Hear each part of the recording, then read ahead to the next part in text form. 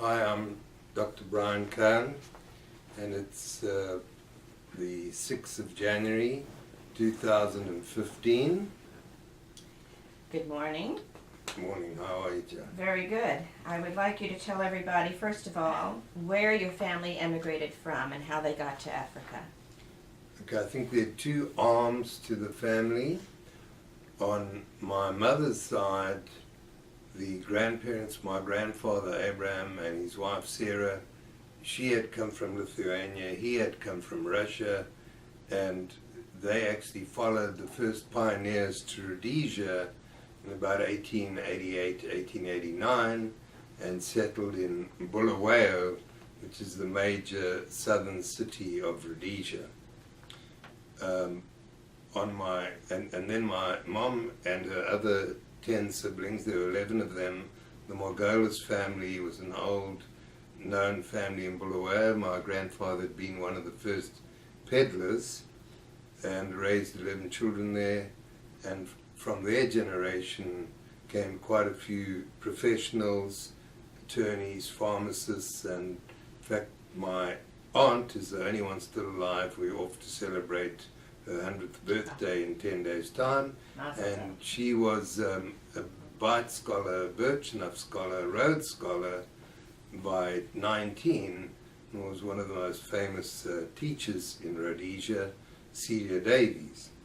Now, having introduced that side, my father's side is the complete thoroughbred Sephardic side. So our family had basically originated in Spain, spent about 60 years in Istanbul, and then the last 450 years in the old city of Jerusalem. So my dad was actually born in Jerusalem, and as a young boy, soon after his bar mitzvah, a couple of brothers had been killed in the riots, and he knew his father was struggling, so he told him he was off to Jaffa in those days, where the boats would come and go, and that he'd get a job on the boat.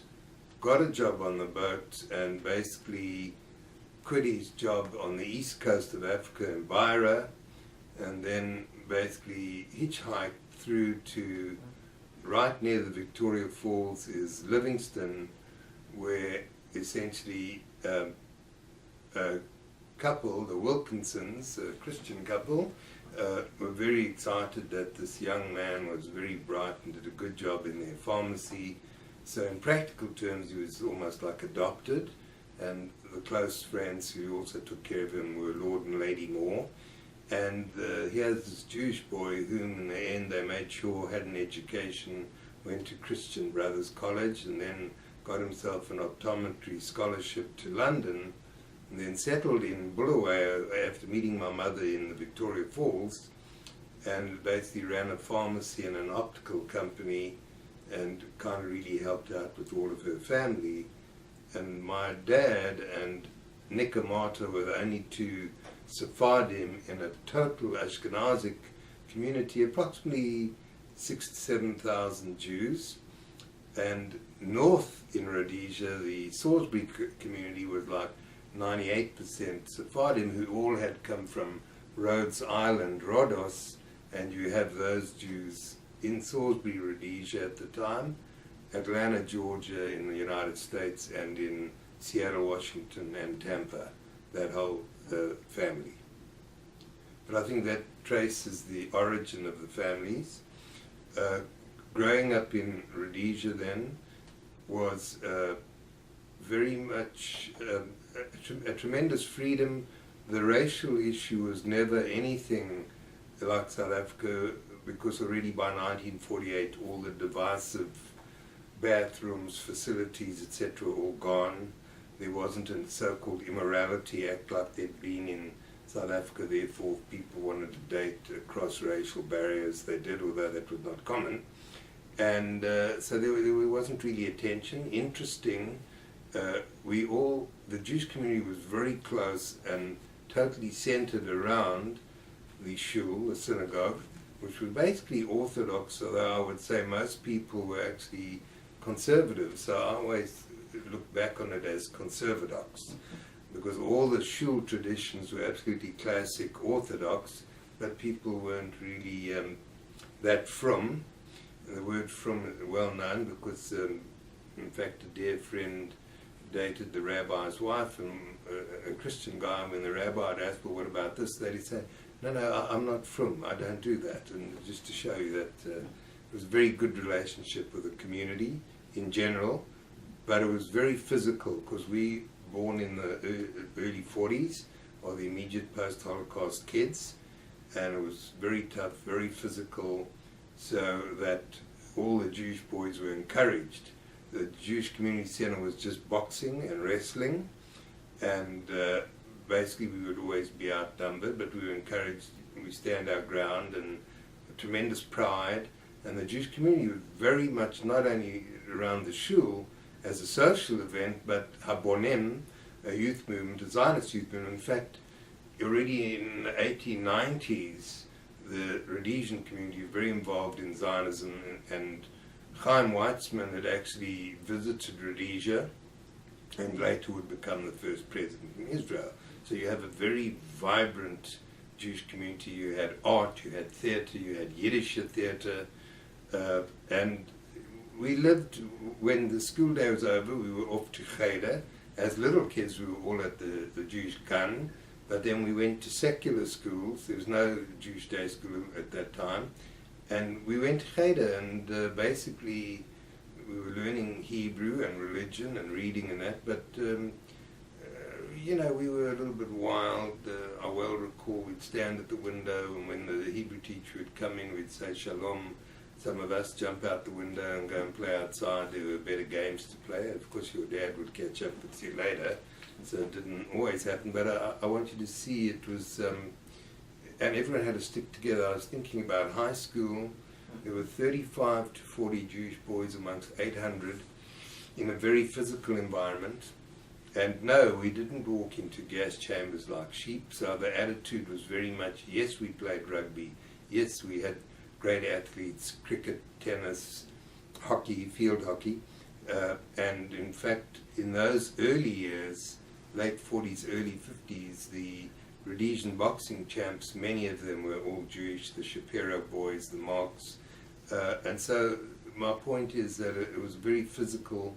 On the other hand, most of the parents on the Ashkenazi side, which is what I'm talking about in Bulawayo, were very committed to education, which in the end would basically save my own bacon and that of my wife when things came by. But the point is that, so we were really encouraged to study, and in fact, in the racial issue of Rhodesia, kids were raised that there is going to be an African majority. There was nothing to fight about there, but in time, that basically the Houses of Parliament would change by the vote, and so it was very idealistic Rhodesia, which is what makes it much sadder as to what happened to the country, so that it was very positive, very idealistic. A lot of Jews were prominent in politics on the left and the right, and in the youth movements, Beitar came about in the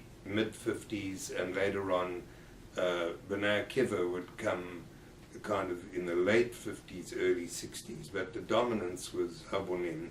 And what did this mean? This meant on the weekend, firstly Shabbat, everyone went to shul Friday night. The whole community was a social event, and all the women were upstairs and all the guys were downstairs, and certain characters in certain locations, and we had lots of wonderful characters. And then on Sunday, all the kids were at a youth movement, and therefore sometimes it meant picnics, sometimes it meant hiking, and we'd be in these open trucks, our legs dangling over. We never ever had an accident, thank God. And amazing, so people were pretty tough, but they were also totally combined and cohesive as a community. And high school, we'd first have our little 35, 40 Jewish boys, ranging from 13 to 18, in a side room while the main assembly did their prayers and everything else, and then we'd all come in. So it was obvious who the Jews were, and yes, we had a lot of Jew boy issues, and the issue meant that we'd take his number or name, it meant, and we'd make sure we settled the So we didn't have bullying because if you had, I'm away from the anti-Semitic side now, if we had bullies, we always took care of them and they knew it was a no-no. So it was a very civilized culture. Where did you end up going for college and medical school? So then we left. Basically, I got to put Rose back in my life because she had lived across the road to me in a little street there in south of Bulawayo since we were 3, 4, and of course I wouldn't have them on the street, all those girls, and the worst was if my bike broke down, because I used to ride everywhere on my bike. I'd have to go in their carpool. It was disgusting to be with 4 or 5 girls, terrible. And then what would happen was after Milton High School, I went to university in Cape Town, which was a magnificent city, and Rose had left me a year before, had gone to college. Very interesting that the college, University of Cape Town at the time, and particularly the med school, was really clinically one of the finest schools in the world. In fact, Cape Town and Wits, but the South African and the Australian schools were recognized as the great clinical schools. What I mean that when you'd finished medicine, you were expected to land in a small little country town where there may not be another doctor, so you better know head to toe what you're doing. So you were trained in everything, and your year of internship actually meant working, ideally if you could get the job academically, which fortunately I did, working with top professors in medicine, in surgery, in gynecology. And the second part of the training was that to be a specialist, you had to first do 2 years outside your specialty. So before I could do obstetrics and gynecology, which I went on to do, I did a year of medicine and a year of general surgery and emergency room medicine and more internal medicine. Then I could go and do gynecology. And Rose was at a school there training as a school teacher, and in my final year of medicine we actually were married and then stayed on the faculty, and to be anyone on the faculty you had to get a so-called exchange to London. So off we went to do a year at St Thomas's Hospital in London, then came back to the faculty, and this was the era of transplantation. So Christian Barnard was about to do the first heart. I was an intern at the time, taking care of patients, amongst whom were the second transplant patient. And I well remember how Barnard said, this man needs a new heart, and everyone thought, like, is that imagination? Is this crazy? We couldn't perceive of another heart beating in someone's chest, but in fact, when he did the first one, and everyone knows that was Mr. Wishkansky, we were all just flabbergasted. We all kind of ran in and out to look through this oxygen tent in those days and imagine that this man has someone else's heart beating in his chest. So we were very into transplantation, and at the time we moved into transplant research all around. Tom Starzl had come from the United States to do liver work, and Ellis had come from England. Lily High had come to do the pancreas. So we had a whole transplant culture in the lab, and at the time the major reason for infertility was tubal destruction, so I got involved in transplanting the tubes, and in the end that was why we landed up in the States, because there were no academic further jobs there. It was very much a pyramid system, the British system.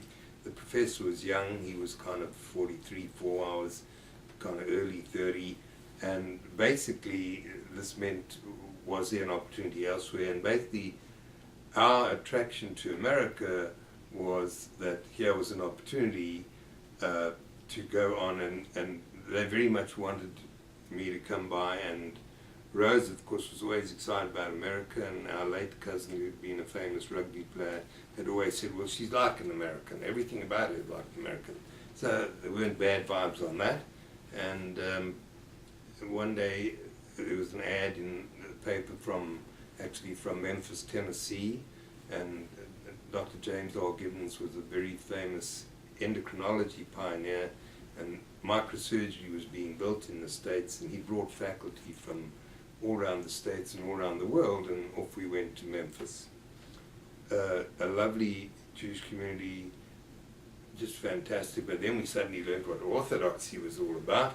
Everyone walking to shul, rain, hail or snow, and we realized we were conservadox, but we wanted to be an orthodox shul, and we have to, just in good manners, park the car around the block and walk the last block, because they'd be very upset.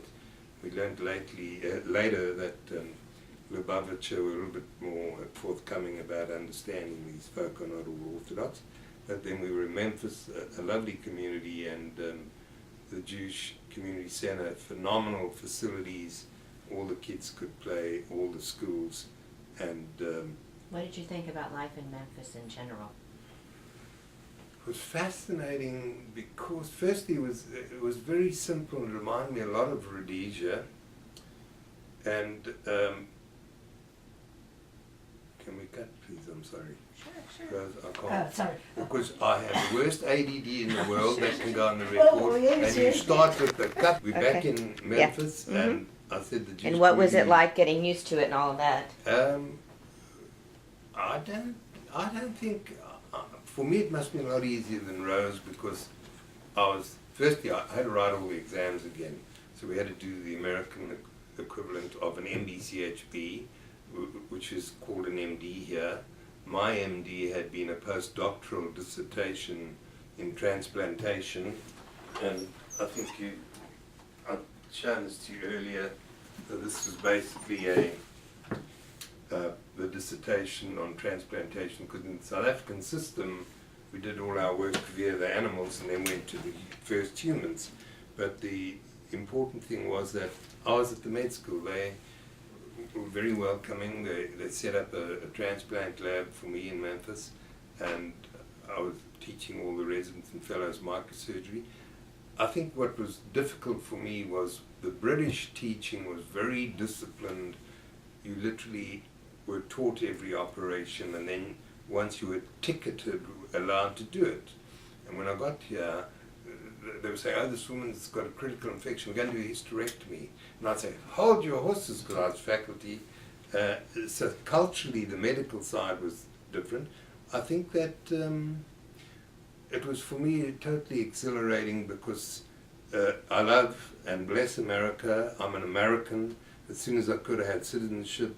I was blessed and privileged to take all our academic stuff, whether I was in Memphis, Ann Arbor, or Case Western, to take our American teaching all around the world as a visiting American professor. So for me it was a total freedom.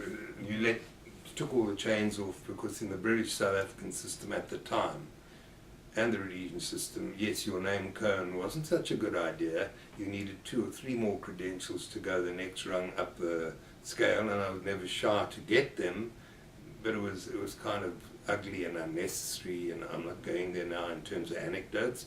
But suddenly in America, to me, the total opportunity, a total freedom to express. If you could do what you wanted to do in the box, out the box, you could fly, and it would be embraced. And so I think it wasn't really, I have to tell you, because Jordan Phillips, may he rest in peace, was the pioneer of the American Association of Gynecological Laparoscopy, which is today the biggest minimal invasive gynecological surgical society in the world, about 8,000 to 10,000 members. And at the time doing the transplant work, I sent him some publications because I saw he was having a conference, and I said, you know, I should be on the faculty, and that was like, when I look back on it, it was really besheard. It was like crazy, because he'd already prepared this for 3 years. Still, he said, okay, we're not paying, but you come, and you know, if it's good enough, we'll put it on. Because a very famous South African movie maker, Ashley Lazarus, had come and made a movie of our work, as he had originally done for A documentary? Yeah, and I'm not comparing it. I mean, Chris is there and how things done here. But, and that movie actually was the World Award of the American College, I think, in '81. But that aside, and at the time I was sitting shiver. My mother died suddenly and I couldn't get back. And I just flew in and showed the movie and flew back to Shiva. And amazingly, that was in terms of the Bashir, I was then on every program in every top university in the country. That's irrelevant now. What's relevant is that, so everything about America for me was a drunken blessing. Land of opportunity. Yeah. The land of it was Okay, very much on so. that subject, Yes. you are now with, I assume you already had your 3 children at that point. They all came here with you, right? That was So, the biggie, yes. How old were they and how did they adjust to being here? And Rose also. Okay, so when we arrived, my daughter had her 2nd birthday on the plane flying out, and so the sons were 7 and 9. I'll get in trouble, maybe 8 and 6. And Close enough. we had this lovely home in Memphis, and so it had a yard, was a big thing in our minds. The kids could play soccer or throw the ball. And baseball, now we had adopted baseball, and I think the kids actually, it was very age dependent, but that first move was total excitement. Probably they felt my excitement, Rose's excitement. Everything was new, everything was wonderful, the opportunities were phenomenal. And I would say with no shame, you know, we didn't come with any material means. My dad had an empire and he'd lost everything. And I'm not crying about it. I was grateful to be here with opportunity. So I think for us, everything was a step up. There was nothing down. And the excitement of America and the freedom in academia.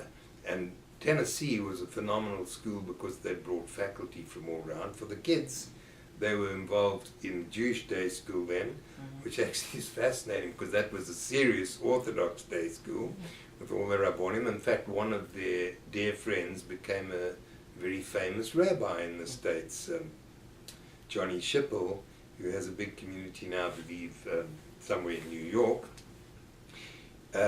But they were very well adjusted, and they went to, they went to the Jewish day school, and the weekends they were always involved in soccer and baseball at the JCC. So I think it was good, and we traveled, and we'd get in the car and go down to Destin when they got the summer holiday, and I'd get off, because in academia you literally could get off 3 weeks at a time. So we'd drive down there, and it was just fantastic. I think everything was steps up in my mind, and so it was excitement, and you know, the harder you worked, the better you did, and I'd never experienced that. So I think the kids adjusted well. I think what happened afterwards was very hard for them, because then we were in Ann Arbor, Michigan, and split up, and I was there for about 8 months, and actually all the faculty that came with me actually all disappeared within 8 months. It was a very bad time at the school at the time in OBGYN, and then 3 years at Case Western doing another fellowship, because I had to get all the credentials again. So, you know, How was life in Cleveland? Cleveland was a beautiful Jewish community. The seasons were great, but minus 50 with the wind chill and all the snow was not great. And A bit the different than where Chacals. you came from in Rhodesia. Oh, absolutely. And the Chacals. And I just want to say, because it does influence a lot of stuff, the kids actually, I think it was harder for them as they were a bit older when we moved. I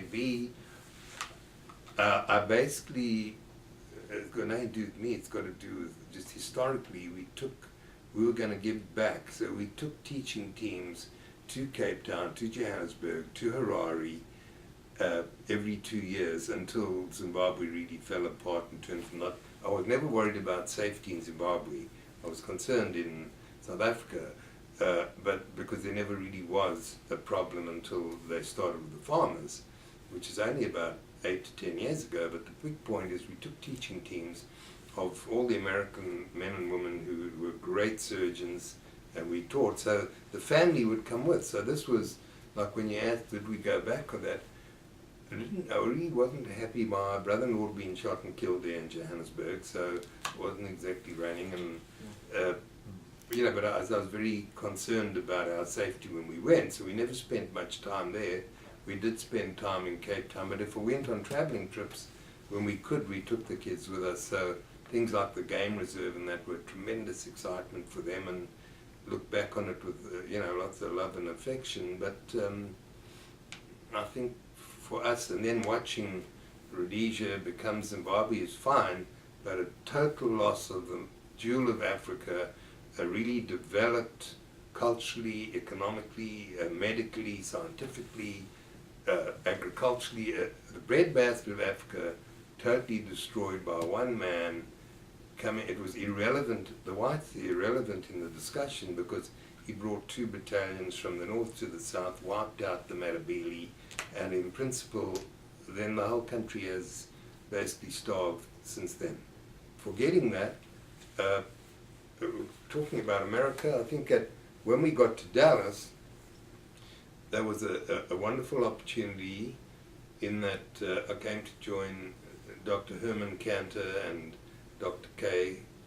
Kammerholtz and Weinstein, and they were just beautiful, and I started practice with them and also got a professorship at the school. But the big thing was that how did you hear about that job? No, they were chasing. They were chasing you. Because I was lecturing all around, and Dr. Cantor was particularly fascinated about the work in fertility, because he was a pioneer in America and in Texas from the 40s. So he loved all that kind of work, and then Dr. K. and Weinstein decided that I should be here, and because I was about to go to a job in San Diego, which I'm thrilled I didn't go, because it was an academic job, and economically I had no right being in academia. But I'm really lucky that I still have a wife and kids, because it was a tough run. But they actually told me, forget it, you've got to come with us, and it was just beautiful, and they were always right there, and just wonderful. And to this day, I know I've been in a different setting because of the different speciality, but they were absolutely doyens who were kind and wonderful to us. And in fact, we've been members at Sheriff for about 28 years, and at Chabad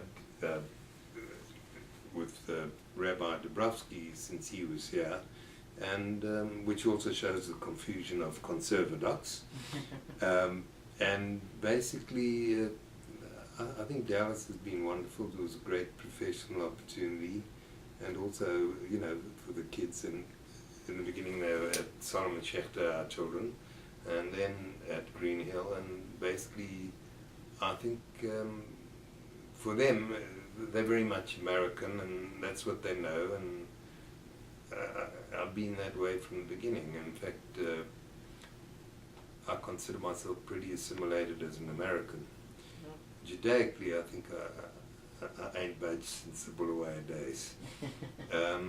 What about Israel? How does that fit into your life now? I think that, we were tremendous Zionists in Rhodesia, and then, as you know, we also produced many great people who went on Aliyah, and then, amongst whom you're well aware of Stanley Fisher, who was literally a young kid with us in Habonim, a couple of years younger, and just brilliant. But we saw that as a child. But a lot of our friends have been on Aliyah to Israel. They've all made contributions in different ways.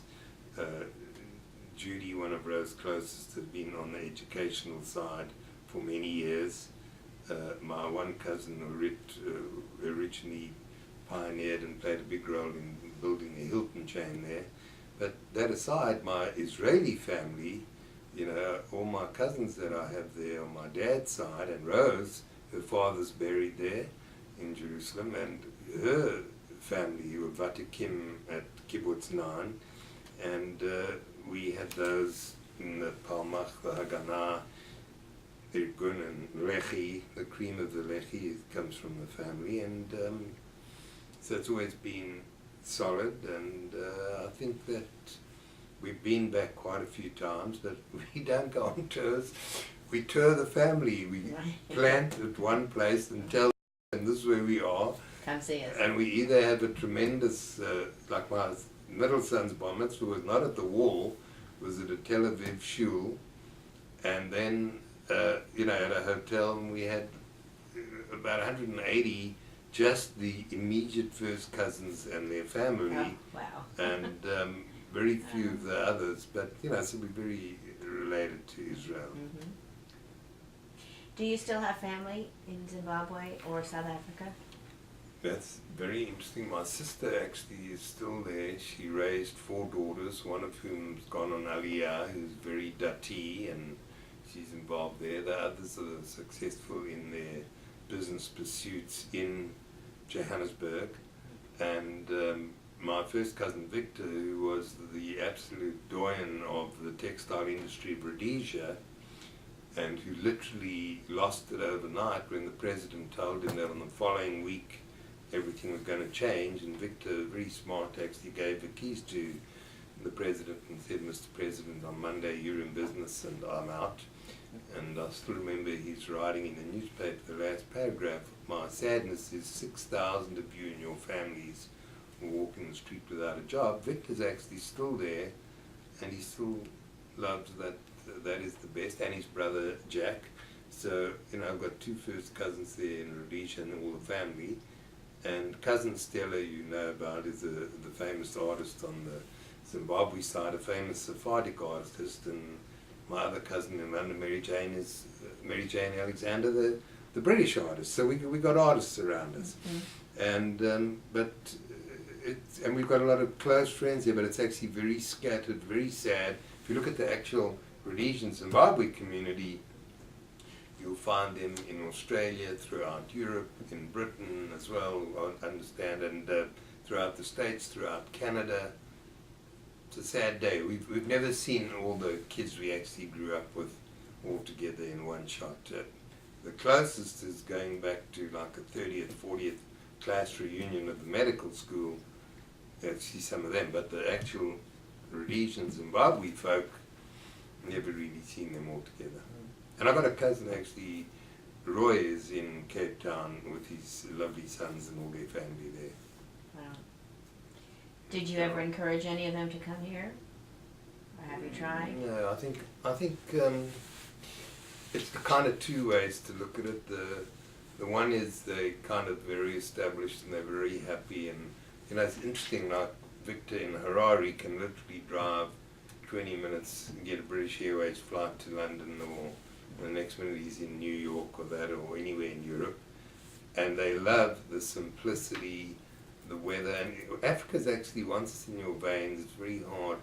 Talking about the wild animals and all that, it's unbelievable. People who can get back, if you ask me if I get 10 days what I would do, yes, I'd spend at least 5 in the game reserve all around the Cape. So I haven't really, I think that, for example, what's it take? My sister's had many events, including the loss of her husband violently, and basically has no in her mind, that's where they want to stay. They're happiest there. And I'm not excited about that in terms of, I think it's potentially dangerous, but I think it gets better. I really think it gets better. The actual random violent side, but the political side is very threatening. I know that you're very happy you're here. Can you tell us in your own words, as a kind of a wrap-up, why do you feel it was the right thing to do to come here? I think basically I symbolize when we as a human being and as Jews have been threatened, we've basically very much depended on education or material wealth. I symbolize basically education, and I was thrilled to have the opportunities to come.